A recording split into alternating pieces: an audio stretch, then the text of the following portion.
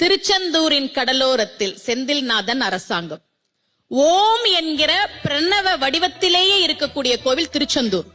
தூண்டுகை விநாயகர் சந்நிதியில் ஆரம்பிச்சு பஞ்சலிங்கங்கள் பின்னாடி போய் கருவறைக்குள்ள போய் முருகனை தரிசனம் பண்ணிட்டு வெளியில வந்து அந்த கொடிமரத்துக்கிட்ட போய் நின்னோனா ஓம் என்கிற வடிவம் வரும். ஓம் என்கிற பிரணவ வடிவத்திலேயே அமைந்திருக்கக்கூடிய கோவில் திருச்செந்தூர்.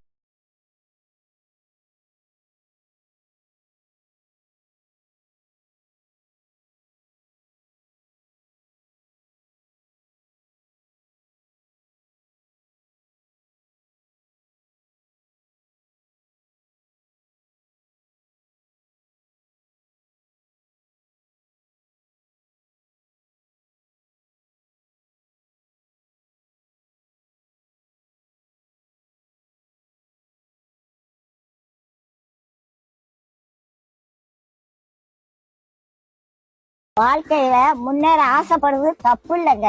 எதையாவது பண்ணி எப்படியாவது முன்னேறிடணும் அப்படின்னு நினைக்க கூடாது. அப்படி நினைச்சா ஏதாவது சிக்கல்ல மாட்டிக்கிடுவோம். கடவுள் உங்களை ஏத்த வேலையில உயர்த்த வருங்க. சில பேரு எப்படியாவது காசு பணத்தை சம்பாதிச்சிடணும், அப்பதான் வயசான காலத்துல நிம்மதியா உட்கார்ந்து சாப்பிடலாம்னு நினைப்பாங்க.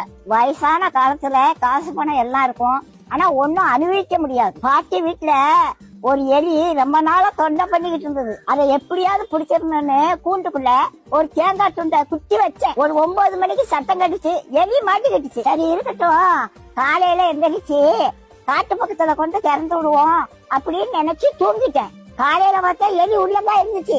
ஆனா அந்த தேங்காய் துண்டை அதை நக்கி கூட பாக்கலங்க. எப்படி வச்சானோ அது அப்படியே இருந்துச்சு. ராத்திரி முழுவதும் உள்ளதான் இருந்துச்சு. அந்த தேங்காய் துண்டை திங்கலாம்ல, அதுக்கு மரண பயம் வந்துட்டு அதனால தேங்காய் துண்டை திங்கிறதுக்கு மனசு வரல. அதுக்கு தேங்காய் துண்டை விட நம்ம உயிர் பிழைச்சா போதும்னு அது இருந்துச்சு.